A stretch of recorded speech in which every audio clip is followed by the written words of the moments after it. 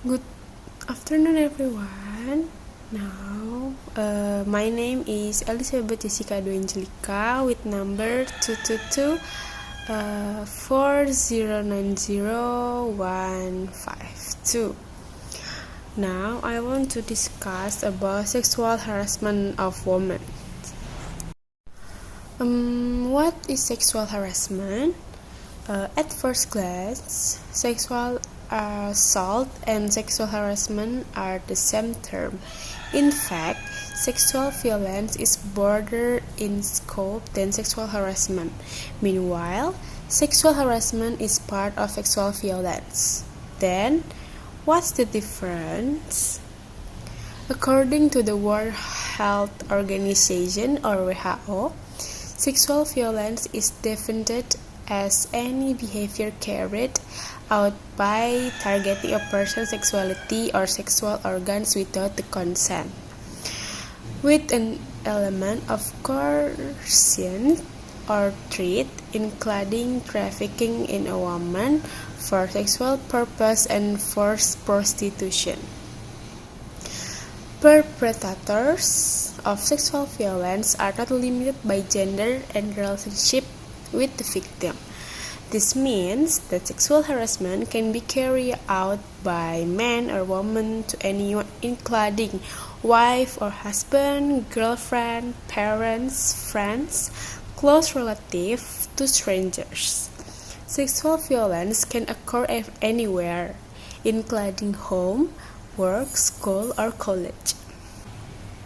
Meanwhile, sexual harassment, Komnas Perempuan said, is the act of sexual nouns either through physical contact or non-physical contact. There are actions can make a person feel uncomfortable, often feel harmed, to cause physical and mental health problems. Are there more cases of sexual harassment happening? Sexual harassment usually occurs because of the desire of the perpetrator and the opportunity to carry out the harassment and the stimulus from the victim that provokes the harassing behavior. Sexual harassment occurs when the perpetrator has more power than the victim. How many cases of sexual harassment will there be in Indonesia in 2022? Of the 73 cases, the type of sexual harassment was the most common, with 17 cases throughout 2022. Sexual harassment with 17 cases, followed by 14 cases for child sexual intercourse. As an example, I will give you one example.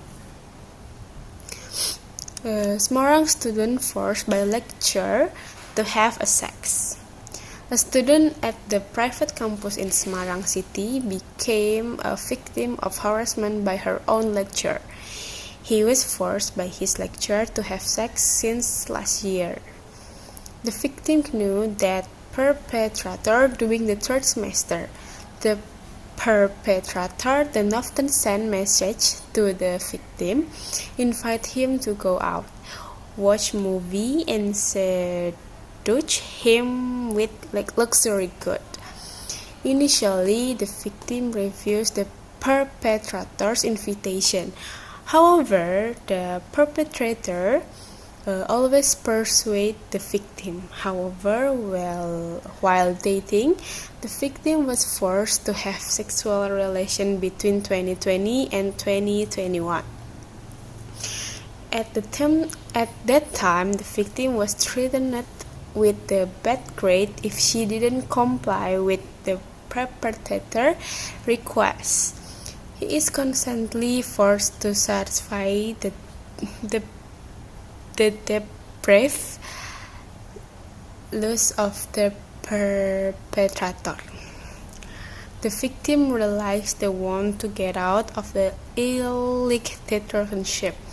The case was the report to the campus, and the perpetrator was removed and expelled from the campus